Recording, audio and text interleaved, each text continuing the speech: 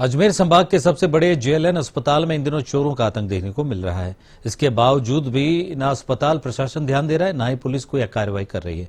विगत दिनों अस्पताल में भर्ती मरीज के बेटे संजय ने बताया कि वो अपने पिताजी को लेकर परेशान थे और उन्हें अस्पताल की इमरजेंसी में भर्ती कराया गया था, लेकिन इसी दौरान अज्ञात चोर ने उनका मोबाइल और पर्स चुरा लिया। तो मामले की जानकारी कोतवाली थाने में दर्ज कराई गई है, लेकिन अभी तक कोई कार्रवाई नहीं की गई है।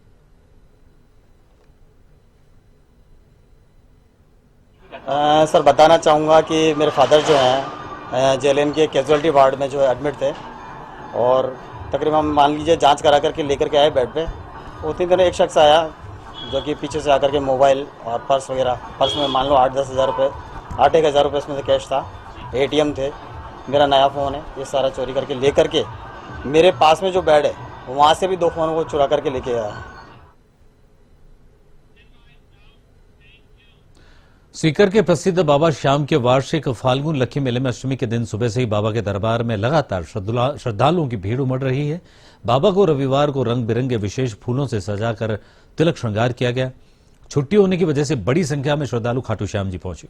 रविवार के बाद अष्टमी, नवमी, दशमी और एकादशी, इन चारों दिन लाखों श्रद्धालु खाटू श्याम जी पहुंचेंगे। श्री श्याम मंदिर कमेटी के अध्यक्ष प्रताप सिंह चौहान ने कहा कि 11 दिवसीय बाबा श्याम के फाल्गुनी मेले में करीब 30 लाख ज्यादा श्रद्धालु बाबा श्याम का दर्शन करेंगे।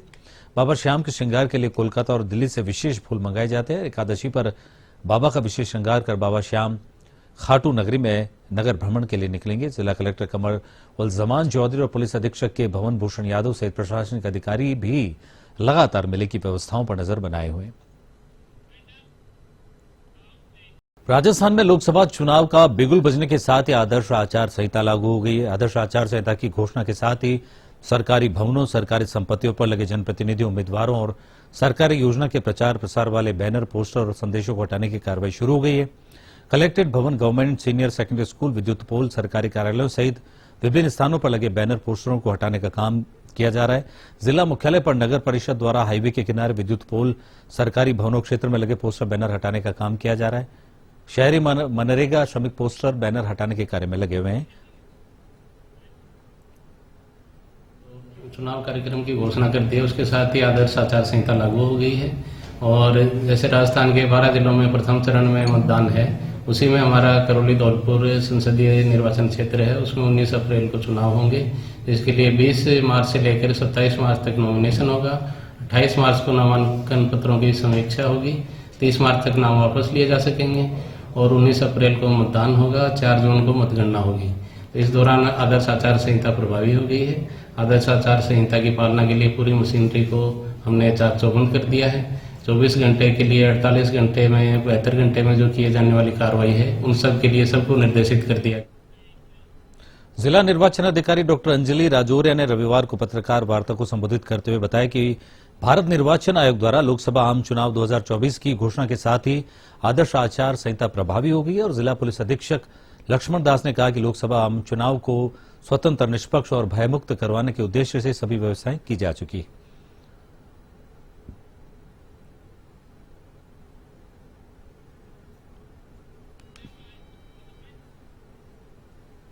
मेडलिस्ट खिलाड़ी देवेंद्र झाझड़िया ने रविवार को रोड शो कर अपनी शक्ति का प्रदर्शन किया और कार्यालय का भी उद्घाटन किया। वहीं आयोजित सभा में भीड़ उमड़ी।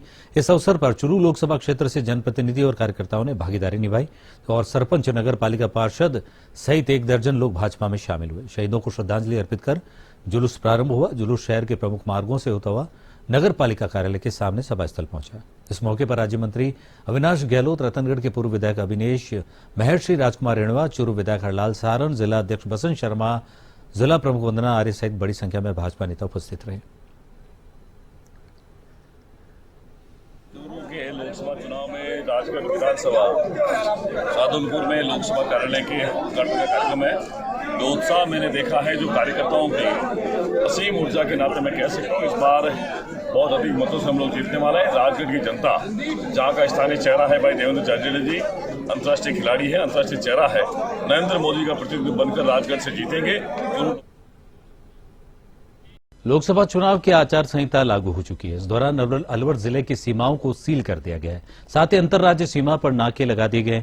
पुलिस अधीक्षक आनंद शर्मा ने बताया कि अब बदमाशों की धरपकड़ तेज होगी। चुनाव के दौरान माहौल बिगड़ने वालों को बिगाड़ने वालों को चिन्हित कर उनको गिरफ्तार किया जाएगा। चुनाव से पहले शराब और अन्य मादक पदार्थों की तस्करी करने वालों पर भी पुलिस की नजर रहेगी। जो जिले के बॉर्डर है उन्हें सील किया जाएगा और जो अंतर्राज्यीय बॉर्डर्स हैं उन पर नाके लगाए जाएंगे 24 घंटे।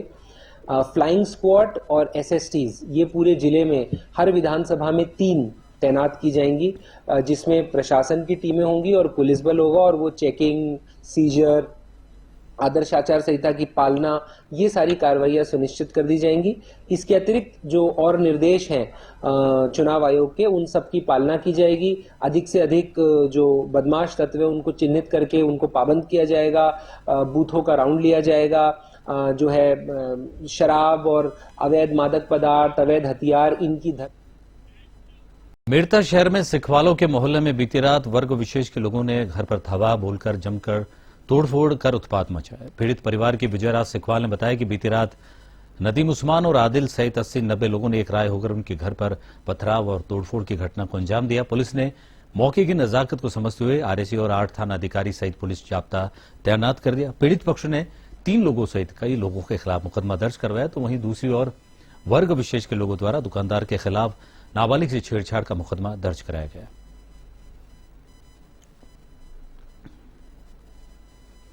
मोहल्ले के अंदर 2 पक्षों के बीच में लड़ाई झगड़ा हुआ।